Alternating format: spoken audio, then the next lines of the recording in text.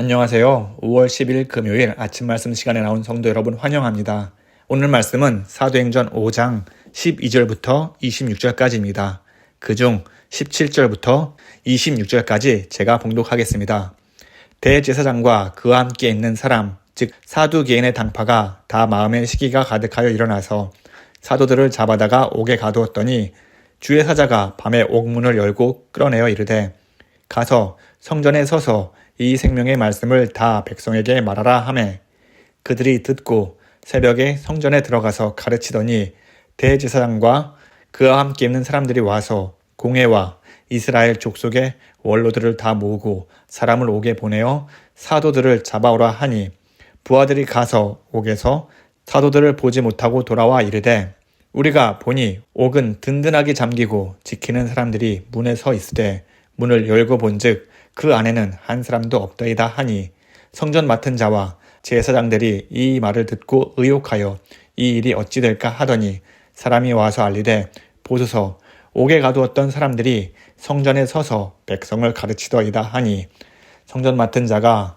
부하들과 같이 가서 그들을 잡아왔으나 강제로 못함은 백성들이 돌로 칠까 두려워함이더라. 아멘. 구름 한 점 없는 밤에 밖을 나가면 하늘에 반짝반짝 밝게 빛나는 아름다운 별을 볼 수 있습니다. 이러한 별들과 우주의 여러 물질들이 중력에 의해서 뭉쳐진 곳을 은하라고 합니다. 우주에는 수많은 은하가 있고 각각의 은하는 매우 큽니다. 지구가 속해 있는 우리 은하의 경우 너비가 10만 광년으로 추정하며 천문학자들이 발견한 가장 큰 은하에는 반경 200만 광년에다 100조 개의 별이 모여 있다고 합니다. 사람의 생각으로는 도저히 가늠할 수 없는 아주 큰 크기입니다. 그런데요, 이러한 은하 중에 죽은 은하 혹은 죽어가는 은하가 있다고 합니다. 죽은 은하라 해서 거대한 은하가 갑자기 폭발하거나 사라지는 것이 아닙니다. 천문학자들이 정의하는 죽은 은하란 은하에서 더 이상 새로운 별이 생성되지 않거나 새로운 별을 만들 수 있는 물질이 없는 은하를 말합니다. 은하 안에 수많은 별이 있다 하더라도 새로운 별을 만들 수 없는 그리고 그런 움직임이 없는 은하를 천문학자들은 죽은 은하로 간주하고 있습니다. 사람들은 세상에 수많은 신이 있다고 믿고 각 신마다 각자 이름을 붙였습니다. 그리고 사람들은 그런 신들을 나름대로 열심히 믿고 섬기며 신으로부터 복과 안식을 누리려 합니다. 하지만 수많은 신들 중에 어떤 신이 사람의 마음을 충족시킬 수 있을까요? 어떤 신이 사람의 간구를 들어주며 삶을 인도해 줄까요? 세상의 그 어떤 신들은 사람의 기도와 바람을 들어줄 수 없습니다. 사람들의 상상 속에 있는 신, 하지만 아무런 능력을 나타내지 못하는 신은 죽은 신이며 우리는 그런 신을 우상이라 합니다. 하지만 우리가 믿고 의지하는 하나님은 세상의 신들과 다릅니다. 하나님은 살아계시고 역사하시며 사람이 스스로 해결할 수 없는 영원한 죄의 굴레를 끊으셨습니다. 그리고 하나님은 하나님의 백성 곁에 늘 함께 계시고 하나님의 백성의 삶을 주관하시고 인도해 주십니다. 오늘 말씀을 보면 살아계신 하나님께서 사도들과 함께 계심을 알 수 있습니다. 12절입니다. 사도들의 손을 통하여 민간의 표적과 기사가 많이 일어나매 사도들의 손길이 닿는 곳마다 병든 자가 고침을 받고 귀신 들린 자가 자유함을 얻었습니다.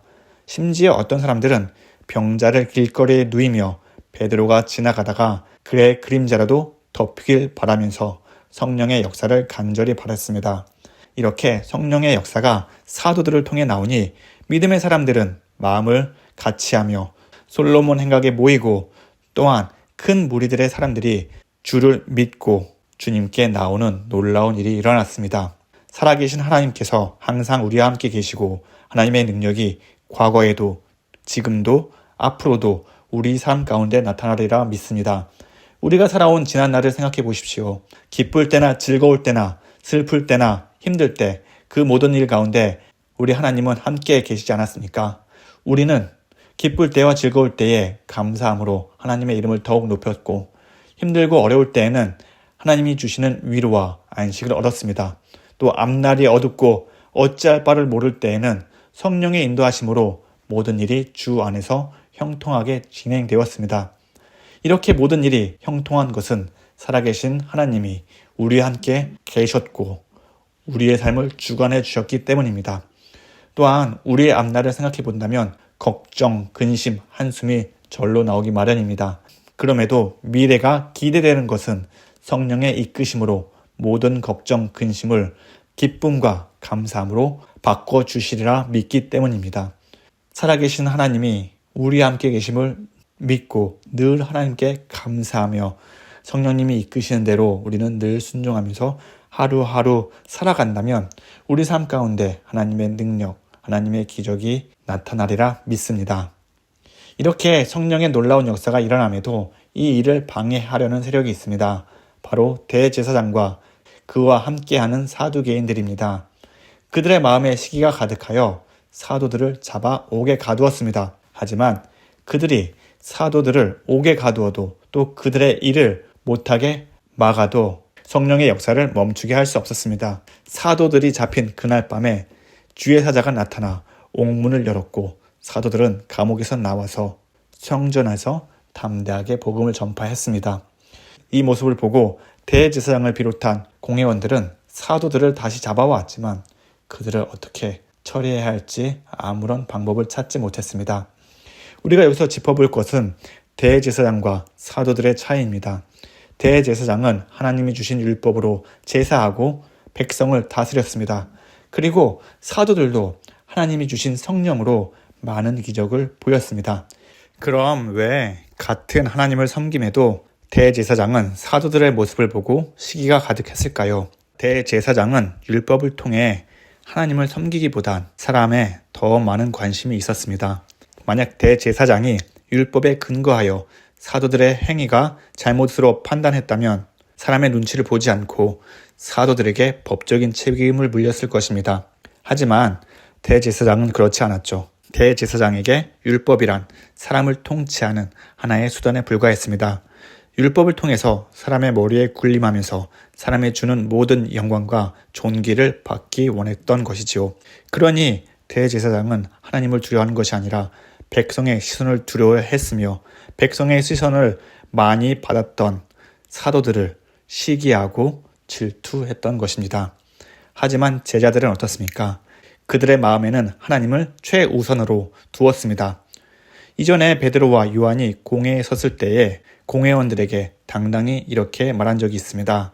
하나님 앞에서 너의 말을 듣는 것이 하나님의 말씀을 듣는 것보다 옳은가 판단하라. 사도들의 행동에는 또 복음 전파에는 항상 하나님이 있었고 성령이 이끄신 대로 순종했기에 대제사장이나 공회가 주는 핍박과 투옥도 기쁘게 받아들이며 오히려 그런 것들을 통해서 하나님께 영광과 찬양을 올렸습니다. 우리의 믿음은 어디에서 오고 신앙생활은 누구를 위해서 하는지 생각해 봅시다. 하나님께 드리는 예배와 찬양과 기도가 자존심을 다해서 하나님의 영광을 위해서 하는 것인지 아니면 사람의 시선을 생각하면서 육신의 기쁨과 만족을 위해서 행하는 일인지 우리의 모습을 한번 돌이켜 봅시다.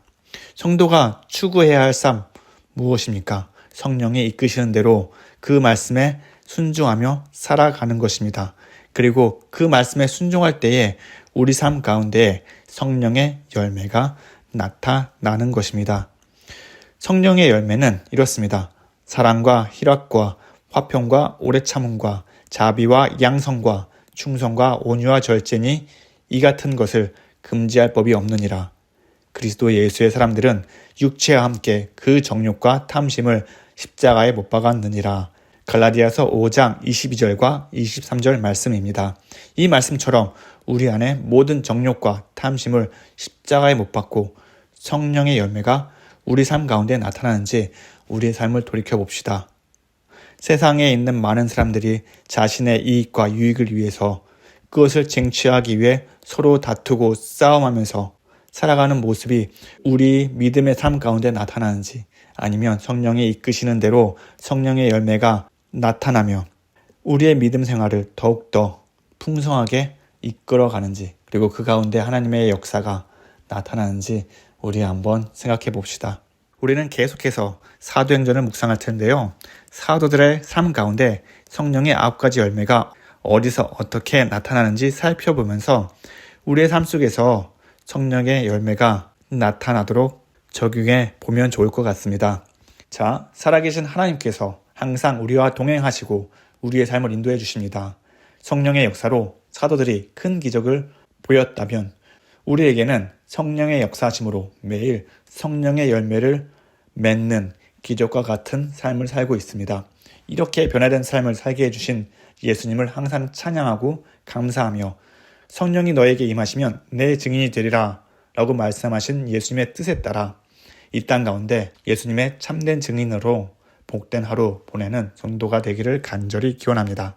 우리 다 함께 기도하겠습니다. 사랑의 하나님, 언제나 우리와 함께 계시고 우리에게 늘 새로운 힘과 능력을 주심을 감사합니다. 우리가 늘 겸손한 마음으로 하나님 앞에 나아가게 하여 주시옵소서. 우리의 삶이 힘들고 어렵고 고단할 때마다 우리에게 위로와 안식과 평안을 주시고 세상이 주는 가벼운 기쁨보다 하나님이 주시는 하늘보다 크고 바다보다 깊은 기쁨을 누리며 살게 하여 주시옵소서. 하나님, 우리 마음에 여전히 세상의 정욕과 탐심으로 가득할 때가 많이 있습니다. 예수님의 보혈로 우리 죄를 깨끗이 용서해 주시고 예수님의 십자가의 공로를 생각하면서 더욱 겸손한 마음으로 이 세상을 살아가게 하여 주시옵소서.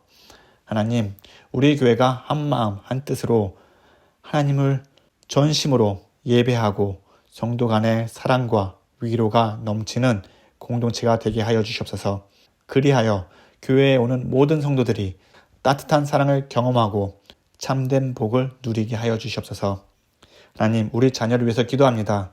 빠르게 변하는 세상 속에 주님의 말씀으로 삶의 중심을 잡게 하여 주시고 세상의 모든 풍파 가운데서도 말씀으로 헤쳐나갈 수 있는 힘과 능력을 주시옵소서.